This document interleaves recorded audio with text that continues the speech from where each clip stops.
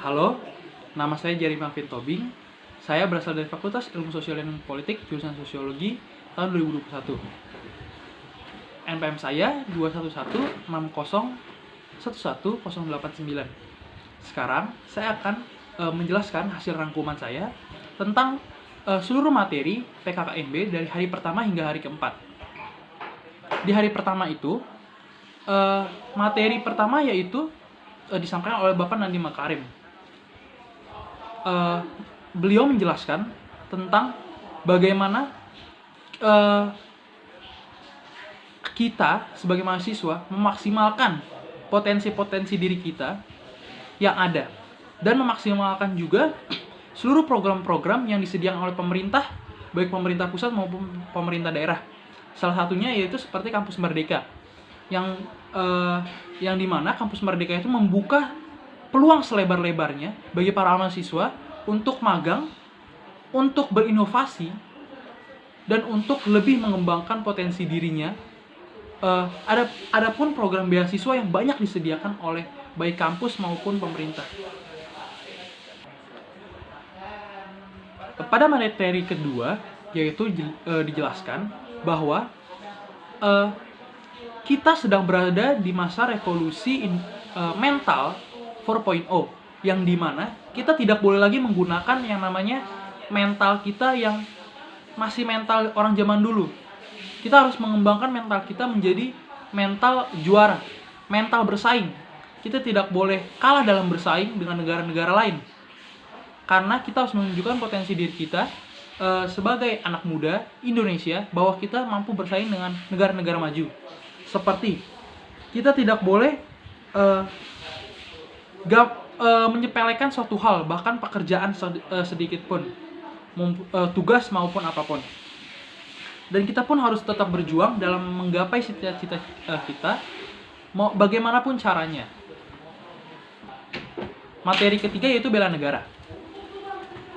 Materi tersebut menanamkan kita, jiwa kita, bahwa kita sebagai anak muda pun, bukan hanya anak muda, melainkan mungkin yang berada di umur di bawah saya maupun yang di atas saya, untuk ikut andil dalam bela negara. Bela negara tidak perlu ikut berperang, tidak perlu ikut menjadi TNI, ataupun tidak perlu ikut menjadi polisi yang berada di medan perang.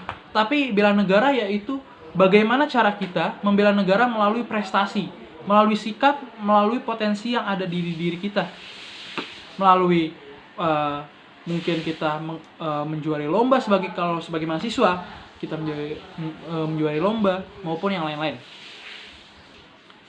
Materi keempat yaitu yang disampaikan oleh wakil dari Kominfo, yaitu Kayosi, bahwa ia menyampaikan pentingnya etika dalam bersosial media, terutama generasi seperti kita, seperti saya, karena banyak di dunia maya itu orang-orang yang masih menyepelekan yang namanya etika dalam bersosial media.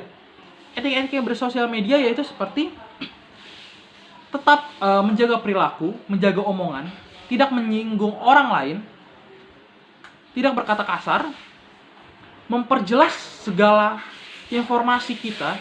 Tidak maksud saya tidak ada yang namanya akun fake atau akun anonim.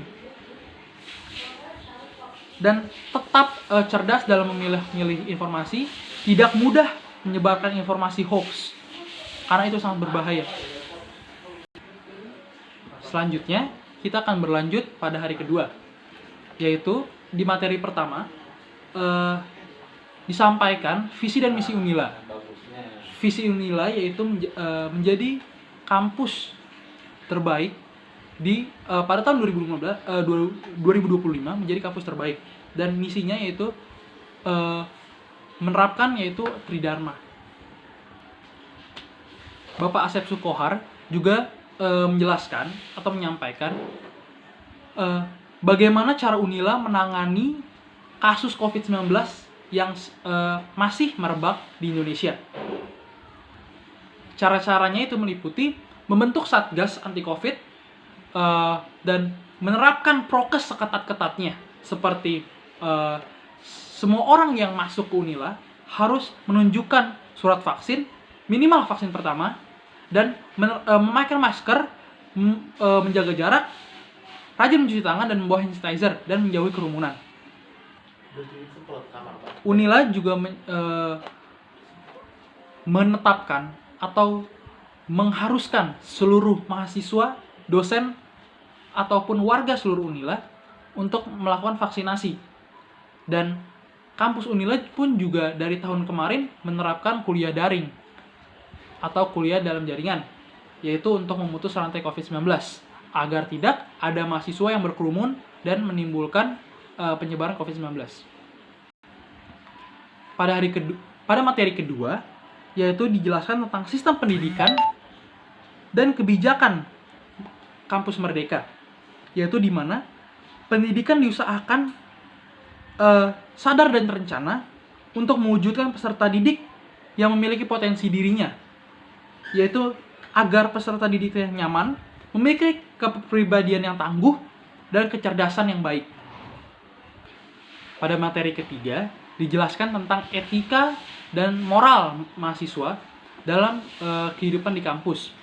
Etika yaitu suatu ilmu yang membahas tentang bagaimana seseorang menyikapi dan bagaimana seseorang berperilaku dan bagaimana seseorang mengikuti suatu ajaran tertentu untuk mendapatkan atau menunjukkan sikap yang lebih baik dan lebih bermoral. Materi keempat yaitu tentang WCU, yaitu World Class University, yang dimana WCU yaitu perguruan tinggi yang mampu berkontribusi nyata dan menghadapi tantangan global dan mampu menyelesaikannya dan ikut andil dalam penyelesaian masalah global tersebut. Unila sudah menerapkan strategi kerjasama untuk dapat ikut andil dalam World Class University, yaitu seperti menjalin kemitraan dengan PT kelas dunia, mendorong dosen untuk lanjut studi ke PT top 100 dunia, kolaborasi dan riset dengan peneliti top dunia. Itu sudah dilakukan oleh Unila. Selanjutnya, saya akan menjelaskan tentang materi pada PKKMB hari ketiga.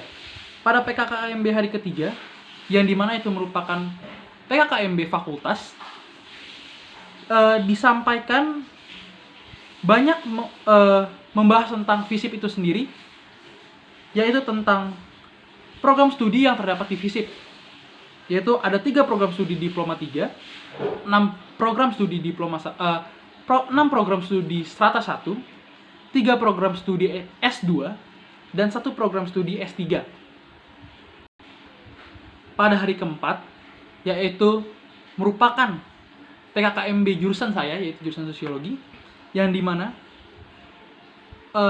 di situ banyak dijelaskan tentang prodi sosiologi itu sendiri, yaitu sosiologi termasuk dalam program studi di Unila yang mendapatkan predikat A dan terbaik, dan salah satu program studi tertua di Unila, di FISIP itu sendiri. Diresmikan pada tanggal 21 Agustus 1984. Dan jurusan sosiologi inilah yang merupakan salah satu jurusan terbaik di Unila. Prospek kerja yang ditawarkan oleh jurusan sosiologi begitu luas. Terkadang orang memang bingung. Padahal sebenarnya begitu luas, yaitu ada ahli riset, konsultan kebijakan, tentang tenaga pendidikan, presenter, pekerja sosial, dan lain-lain. Dan sebenarnya gak usah bingung dalam